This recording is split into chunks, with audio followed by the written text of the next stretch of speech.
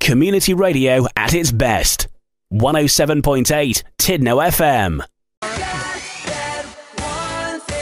Truly local radio.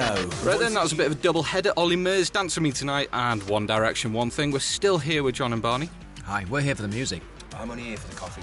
It really is good coffee, isn't it? Coffee, to be honest with you. What's the name of the guy that made the coffee for us? Dylan. Cheers for that, mate. Really good.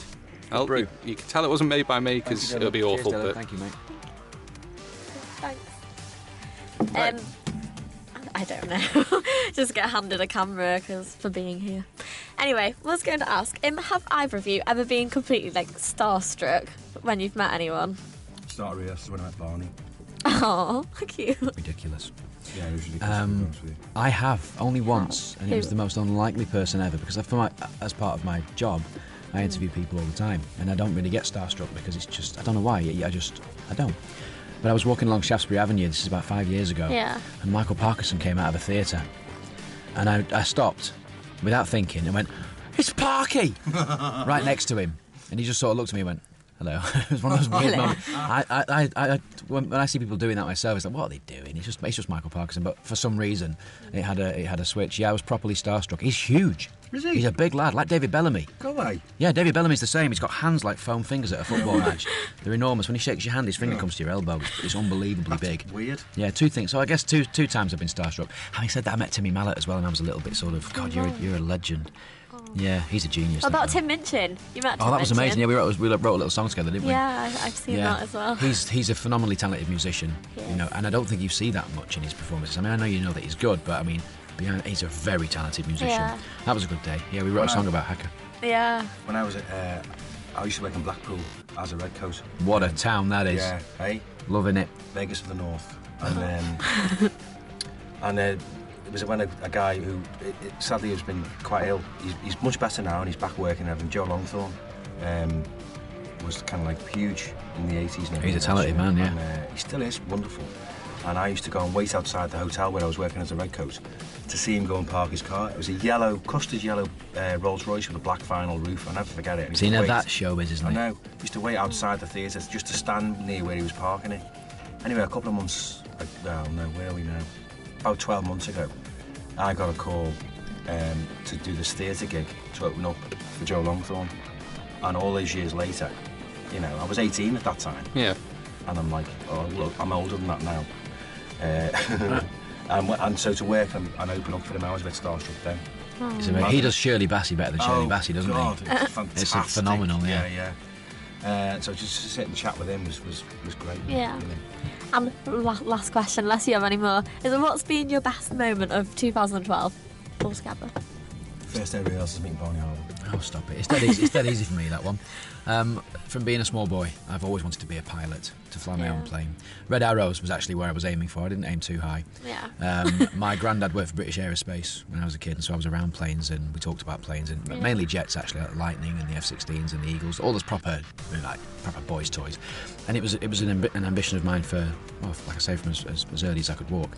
And when I was 16, I went along to a careers day to meet the RAF boys, and there I turned up with my glasses and went, I want to be an RAF pilot. And he went, do you wear glasses all the time? I went, yeah. I said, well, you can't be a pilot with them, I'm afraid. You can't see where you're going. And I didn't know up until that point. Nobody had told me. So it was like dreams shattered in one interview, really. So I'd never got the chance to become a pilot, and still kind of want to be. I told this story to the editor at Blue Peter, and he said, well, we should get you in a plane. Because I've had laser treatment now. My eyes are actually, I've got 20/20 vision. And so we said, well, let's see if we can sort that out for you. So we went along to a company called The Blades, who are an aerobatic display team. They're all ex-Red Arrows pilots, phenomenally talented guys. And they taught me to loop the loop in a plane. I actually got to fly one myself. And performed at the Bournemouth Air Festival last year. I actually looped the loop in front of a crowd of however many thousands of people it was. It was the most emotional, brilliant, fantastic, awesome, incredible day of my life to date. It was amazing. Aww.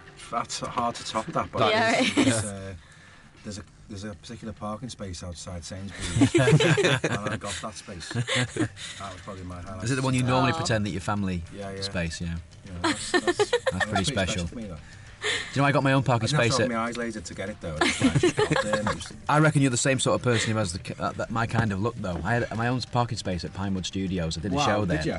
But it was Haywood. They put Mr. Haywood. It's like, oh, all these years you've waited for your own space, and it says Mr. that's so Haywood. funny. Gutted. But But anyway. that's marvellous. I've had a great year throughout. I mean, I did a play this year, and the writer of the play has asked me to do another one next year, where I get to fly a jet.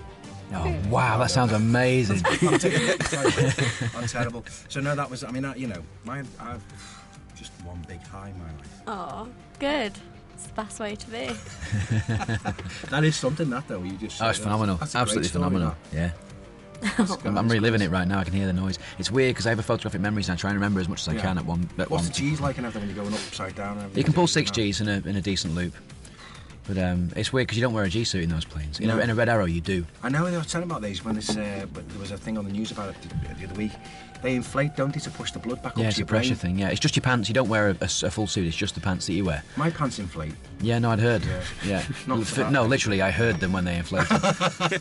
Blowing on them. Yeah, blowing on them. I hope you didn't hear half of that conversation. Right, well, the only final thing I've got to ask you is, it kind of touches on what got you into Panto, but who are your biggest inspirations? Barney Harwood. No, honestly. Biggest inspiration, I'll tell you who is fantastic. Again, it sounds like I'm being like all old variety and everything else, but I've just read his review for Bradford Panto, and there's a guy called Billy Pierce who's a comic, and his review is phenomenal. You know, the reviewer says something like it's the best pantomime he's seen in 30 years, and if I can get to his energy level when he's working, that's who I would aspire to be like. That sounds fantastic. People may be listening, thinking that may remember, Billy. I don't know. Did a lot of TV, didn't he? He did, yeah. He's a legend. Very talented guy. Tap dancer, can play guitar, musical. Yeah. He's amazing. If you can get anywhere near him, and that's one of the reasons I started doing Panto and everything else, because he's fantastic. Brilliant. Yeah. Brilliant. My influences are quite musical. And I mean, as in like musicians like Paul McCartney and Stevie Wonder and people like that.